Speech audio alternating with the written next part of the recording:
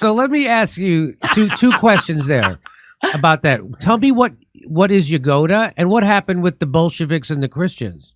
Oh, you just casually killed 10 million Christians. It's incredible. People think that the greatest mass murderer was Adolf Hitler. And no, actually, if you want to talk about genocide, the fact that people in America don't know about what the Bolsheviks did to Christians, where did the idea of a concentration camp come from? The Bolsheviks. The reason why we're not allowed to learn about these people, we don't talk about Genrikh Yagoda, is because he's a Jew, right? And so it conflicts with the narrative of Jewish people always being the victim in every single circumstance. So we're willing to push away Christian history. We don't talk about Christian history whatsoever because they have this bizarre focus, our classrooms, on training us to have this bizarre allegiance to Israel. And so to suit us, I feel that we are heavily propagandized in the classroom. And the reason why I feel that way is because we spend years talking about the Holocaust, only for me to learn when I'm out of school about a bigger Holocaust that took place at the exact same time. We were locking arms with Stalin. I mean, you read Alexander Solzhenitsyn talking about the gulags and who built those gulag systems, who created those gulag systems. The majority of them, he eventually wrote a book, were Jewish men. And of course, this has not become collective guilt. Doesn't mean all Jews are Bolsheviks and think this way. But the fact that I'm denied the right to talk about my history while you demand I talk about yours and you demand that I worship Israel doesn't fly with me. I'm just sick and tired of the subjugated Christian. I'm sick and tired of the tail in between your leg Christian that is like Israel first, and then I'll get to the New Testament. You know, it doesn't make any sense to me. I'm uncomfortable with it. And that was probably the first time in that entire interview that Piers shut up because he knows I'm right. It's utterly ridiculous to come to a Christian and say, have you used your platform to talk about Israel? Do you think that he would go to a Jewish person and say, have you used your platform to talk about Armenia? And if the answer is no, then why not?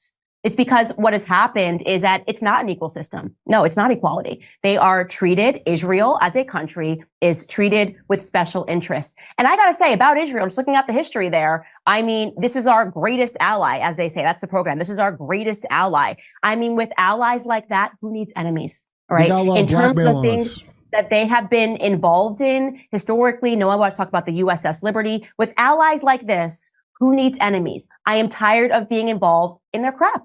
I'm America first. I won't apologize for it. I'm Christianity first. I won't apologize for it. And that upsets some people because I guess, how dare she have the audacity? Well, guess what? I have the audacity, folks. So you're saying that there was a greater Holocaust of Christians that happened, and it was committed by the Bolsheviks, and the leader of them at the time was a Jewish guy.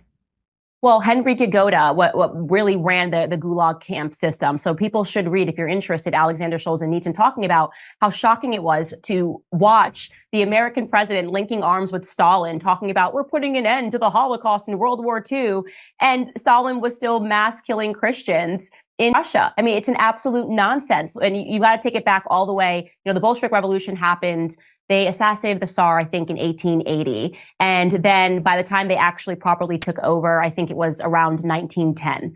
And so what was going on in Russia at that time was they immediately took over. They started a gulag system, concentration camps, where they were mass drowning Christians in barges. And this information is readily available, and yet you never learn about it. And people don't want to talk about it. It makes them very uncomfortable. Well, I didn't hear about it until I heard you talk about it. Yeah, Genrikh Yagoda, look him up. It's stunning. I mean, he must have killed alone 15 million people. And this is a person that's not even spoken about.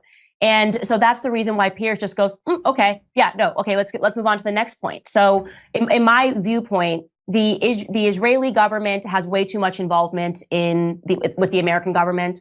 And part of that, this program, and you saw this after October 7th, Congress immediately passed that there would be we would be learning about October 7th in schools as if it was like Pearl Harbor, right? A day that will live in infamy. Why? This is not my country. That's a nonsense. And if the answer is, because it's a day that should live in infamy, why just Israel?